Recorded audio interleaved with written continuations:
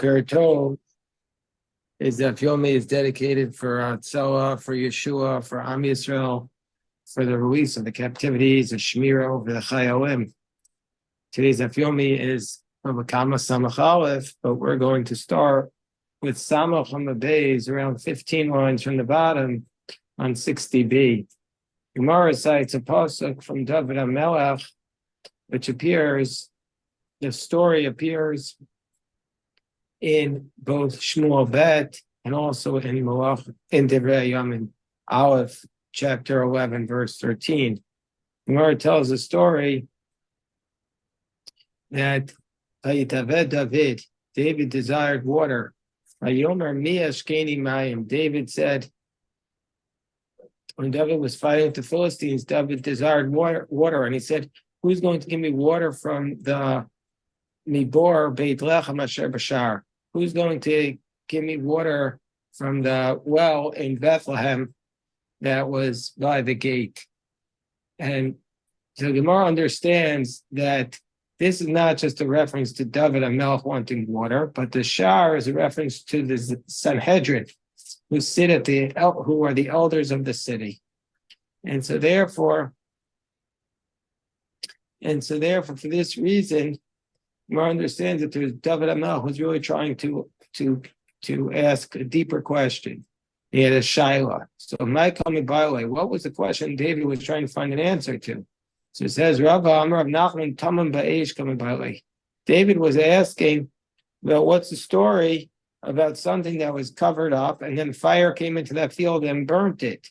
And Rashi says, there was an incident in his camp that his men burnt a stack of grain belonging to a Jew, and they need to ask the halacha if they have to pay for these utensils. Do we pass them like Rabbi Yehuda, who says you do, or like the Chachamim who says you don't?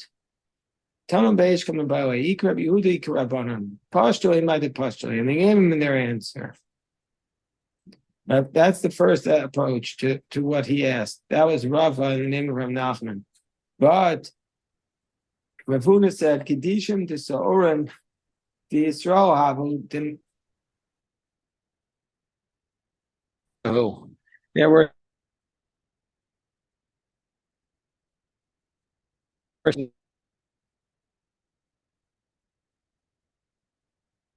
and they were asking the following question.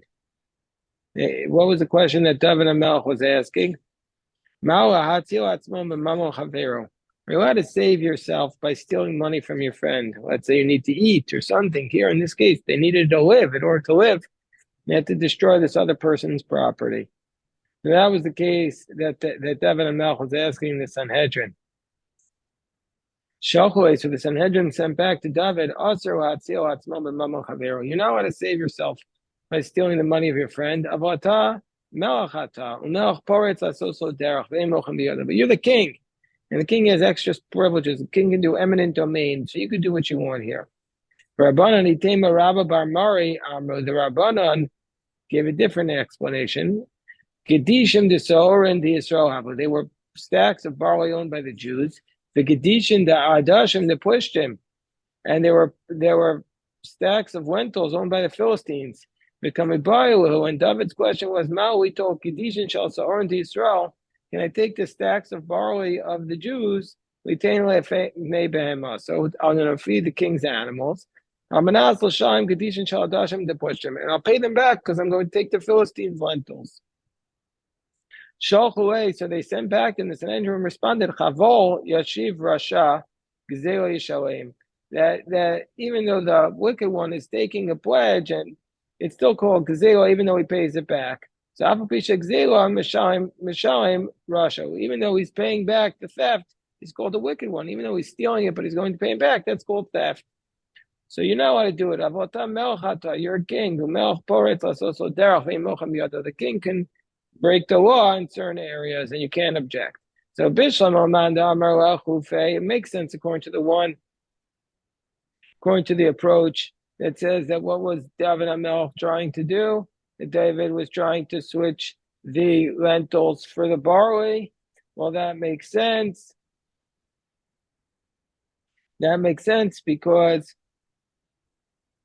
Bishlam Oman Damar Achufei Hainu Dosif Chad Kravatihi Sam Chalkas Asadeh, that it says that it says in the pasuk Vatihi Sham Chalkas Asadem Layasorim. The pasuk in Shmuel talks the pasuk in Shmuel talks about that there was lentils, and the pasuk in Divrei Yomim talks about barley. So it makes sense if he says his whole plan was to switch it up. So it makes sense that the pasuk, that one pasuk was talking about barley, and one pasuk was talking about lentils. That the pasuk in Divrei Yomim was talking about barley, and the pasuk in Shmuel was talking about lentils, because that makes sense, because he's talking about, can I switch it out? But according to the one who says, hold on, that's why it says it. But according to one who asked the question about Tamim Ba'esh, about whether or not you're responsible for the things that were hidden in the fire, if that's the case, that he didn't allow them to burn it because he said you're not allowed to steal yourself, you save yourself for the money of your friend. It also makes sense according to that approach. So it makes sense according to the approach. It says he was trying to burn the crops in order to find the Philistines who were hiding there. That makes sense because it says that he didn't allow them to burn it because he says you're going to burn it. But even though I'm a king and I'm allowed to do it, I don't want to do it. Well, this is the reason why it wasn't make sense is because I skipped a line. So and one another pasuk says, but according to the one who says that he was burning he wanted to know if he could burn the crops to save himself. Then why does he have these two separate verses? One talking about barley, one talking about lentils. So he says,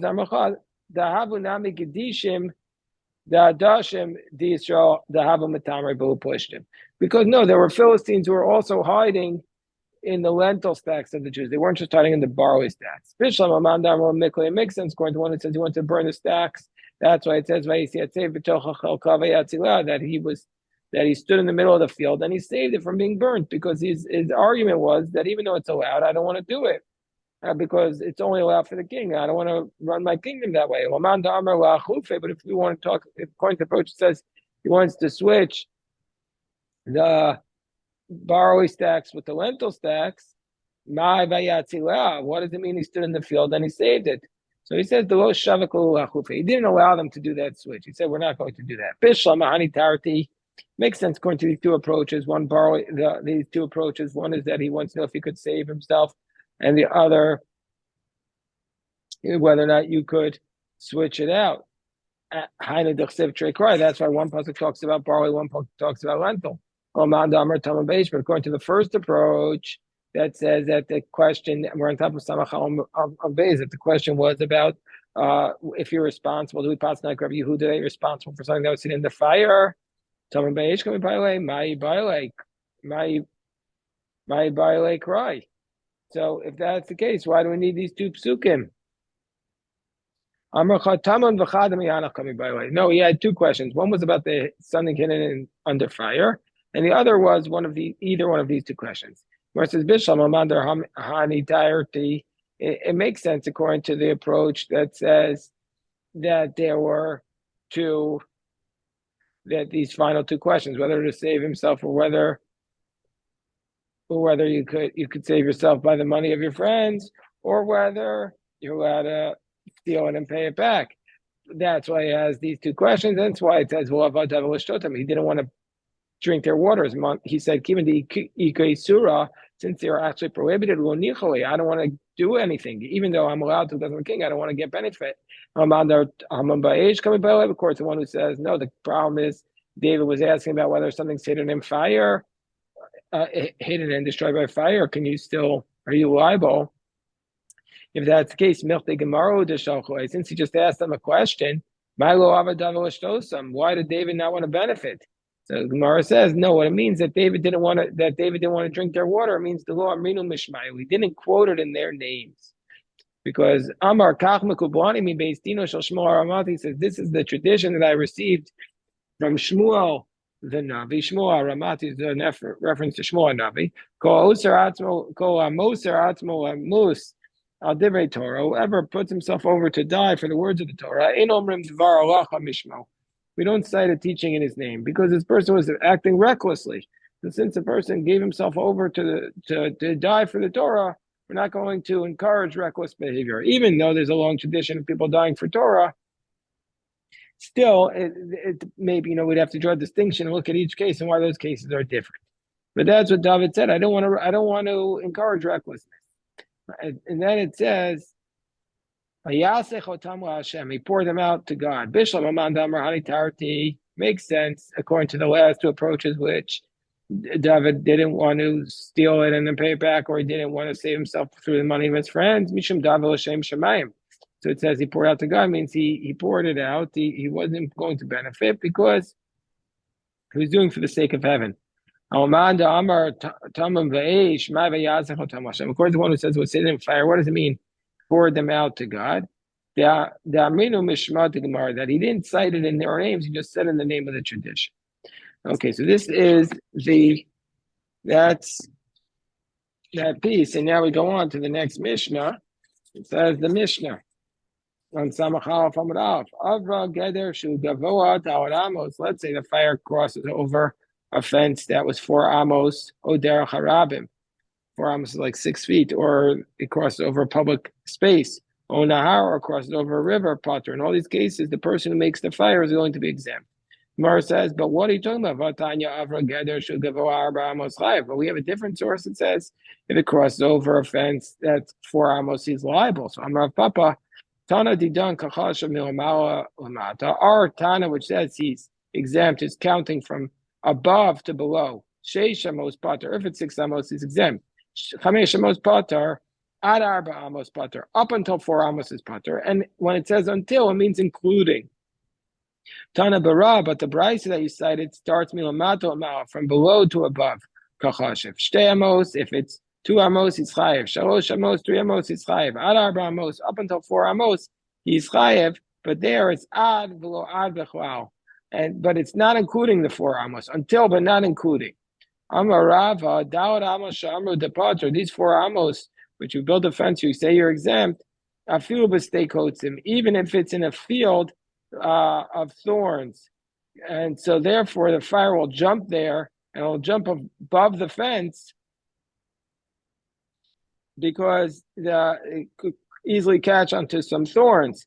And Amarav Papa, umisfas kotzim u'amal da'ad amos. But Rav Papa says, no, from the edge of the thorns and upward, that's where you need the fence of 4 amos. Amarav l'shanu el pekolachas. So when do we say that you're exempt? If you have a fence of 4 amos, or if you have the public domain, that's where it's a fire that's called a kolachas fire. Rashi says that it's a fire that goes straight up. But this is a fire that's basically a much wilder fire, that the wind breaks it along, and it's jumping around. Rashi gives a couple of explanations. That the one is that the fire is low to the ground, and then he easily catches on, and so therefore, if it's very wide public domain, it'll still transfer it. So it gives Rashi gives 2 explanations. But in Nechvefes, even if it's 100 amos, you're going to be responsible. So according to Rashi's second approach, which is that it easily catches onto things that are lying on the ground, it doesn't matter how big the public domain is, it could easily go across it. Shmuel Amar Masnisin b'Nechvefes. Shmuel says, no, our mission is talking about by Nechvefes. But if the fire goes straight up, I feel kol shalu pater. Any small amount, you'll be exempt. Tanya Kavasi de Rav, we have a brisa like Rav that says that basically no fence is good enough by Nechvefes. Tanya Kavasi de Rav, when do we say that you're exempt by a kolachas of all b'Nechvefes, but with this fire that's very, much more dangerous fire, it travels, then the eitzim mitzuyim, when there's wood near it, I feel on meya, even until 100 miles, you're going to be responsible, because since this catches easily on the shrubs on the ground, it could travel very far. But if it goes across a river or a shluas. Rashi says the Gemara is going to tell us what a shluas is. If it's 8 amos wide, it's going to be pater. So if it crosses over the public domain, the owner of the fire is exempt, or the one who caused the fire. Mantana, who's the one who says the public domain? Amar Rava, Rabbi Eliezer, Rabbi Eliezer, Omer, Sheish Esrei Amos, Kederach Rishus Harabim. Because Rabbi Eliezer says 16 Amos is like public domain, you're going to be exempt. We're going to come to that Mishnah. Or a river. Rav Amar Nahar Mamash. Rav says an actual river. Shmuel says Arisa de Dalai. It's a small canal that you draw the water from to water the fields, irrigation canal. Madamar Nahar Mamash. One who says an actual river. Afagav de Lake Amai, even though there's no water in it. Since it's wide space, you're going to be exempt. Madamar Arisa de Dalai, the irrigation canal. Ispa Maya in. If there's water in it, you're responsible. Of a Maya, but if there's no water in it, well, you're not going to be responsible. Tanan Hasam, but we learned also by the Mishnah in Peah, we say as follows. You have to put a corner of, for every field that you have to separate a corner. But if it's 2 fields, you have to do 2 corners. If it's 1 large field, you don't have to do 1 corner. So how do we demarcate the fields? This is what makes break to say you need another field as it relates to the corner of the field. And nachal, this is there's a field on one side, another field on the other side, and there's a nachal, a wadi, deep wadi in the middle. Then you have to put a payah for each corner, for each field, not for each corner, for each field. V'ashaluas, and this shaluas, which we'll see what that is in a moment. V'derech hayachid, and if there is a 4 amos gap, it's a private domain. V'derech harabim, and also a public gap. My shaluas. What is the shaluas? Says the Gemara. This is a place where the rainwaters gather. Bibi Amar Rav Yochanan Amas Amayim Shemechalekes Shalal Agapah. This is a channel of water, basically that they use it to irrigate. They use it to irrigate the fields around it. It gives off a booty to its banks. The one who says that the place where water gathers in, for sure, a canal of water. The one who thinks the canal of water, but the place where the rains gather there, then it's not going to be considered a break of a field. Because these are just called like ditches or of the ground. It's not considered like a new field. It's like indentations in the ground. We're up to the next Mishnah. Zak the Mishnah, says the Mishnah, on the top of Samachal from base. Amadlich b'toch shelo. Somebody who lights the fire in his own property, and he does not guard it. Ad kama tavor adleika, until how long will the fire go and he's responsible? Rabbi Eliezer ben Azariah says, you look at it as though he's in the middle of this base core, which is 274 amos, and then you go in each direction, which it turns out to be 137 amos. Rabbi Eliezer says, Tez Zayin amos. No, you just give him 16 amos. Once it crosses 16 amos, you're not going to be responsible anymore. Rabbi Kiva says, 50 amos. Rabbi Shimon says, Rabbi Shimon says, it depends upon each fire. Each fire is different. So the Gemara says, does Rabbi Shimon not think that there's an objective amount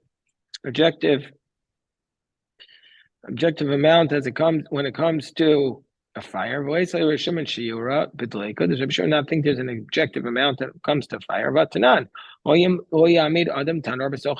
learned in the Mishnah in Bava Basra. So it says a person's not allowed to establish an oven in his house unless he has above the oven 4 amos to prevent the fire. They don't want the Rashi says the Bnei Ha'ir ma'akvanu, the people of the city around them, they stop him. They don't want there to be a fire. It'll endanger all of them.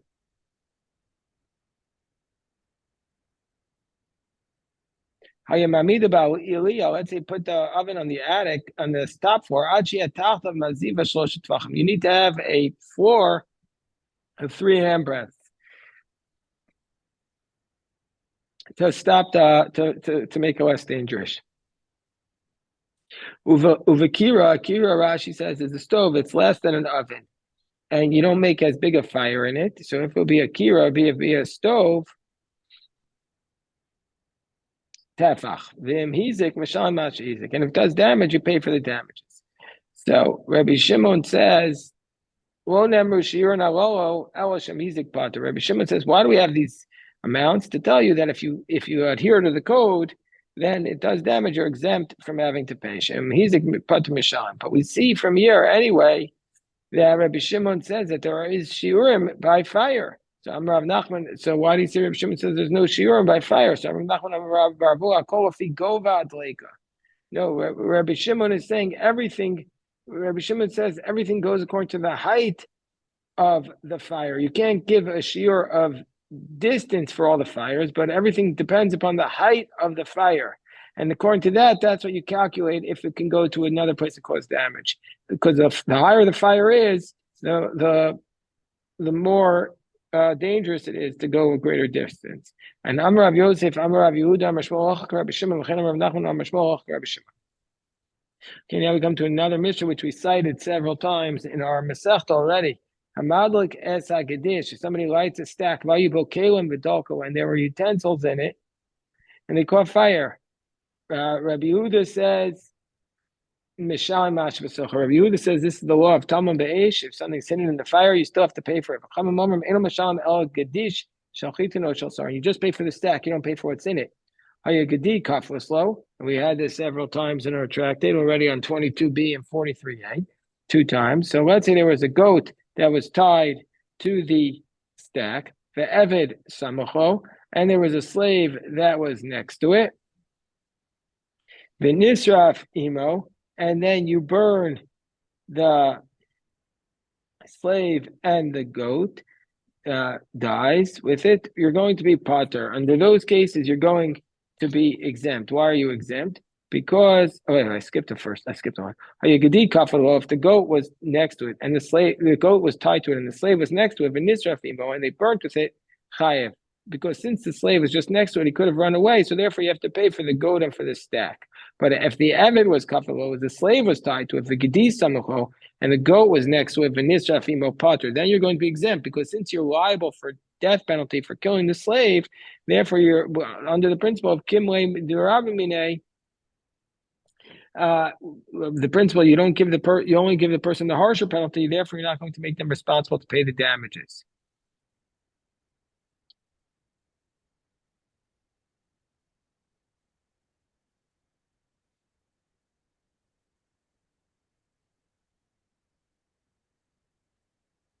Hold on 1 second. So now,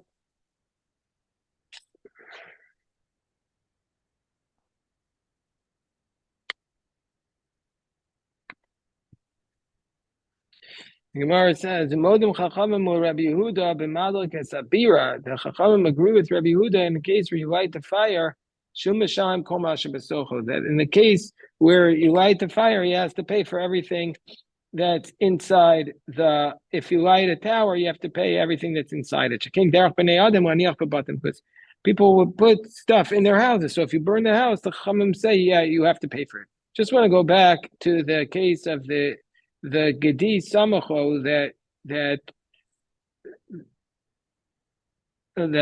case where the goat was next to the stack, because we want to quote the Rashi, Ika da Amri. Rashi has an alternative version, and this is the opinion of Rashbam that was cited earlier on Chafbez and Mabez in the Tosfos. And he says there are some say Begedi na midavka nakat samoch pater. By a goat also it says that the goat that was next to the stack, you're going to be exempt if you burn the stack. Because the goat could have run away. Bava Kamma, and this is what he's saying. So if the slave was attached, or if there was a goat next to it, you're pater. The Pasha Pashalhi Parak Sheni, even though we say at the end of chapter 2, Shoro Kimimono, his ox is like his money. The miniach gachel solav v'nisraf chayev, that if he put a coal upon it and it was burnt, he's liable. Here he could have run away. So since the goat could have run away, you'd be exempt. Amar of Kahana, Machlokas b'madlich b'toch shalo. When is there a dispute between Rabbi Yehuda and the Chum about Tamam Beish, about whether you're responsible for whatever is hidden? That's where one writes it in his own property, and it goes into the field of his friend. That's where Rabbi Yehuda says you're responsible for Tamam Beish, Rabban and Patri. The Rabbanan say you're exempt for the things that were hidden in the stack of a madlik b'toch shel chavero, but if you light it in your friend's property, everybody says you have to pay for whatever's in there. Everybody would say that. Amalei Rava would say no. Rava says no.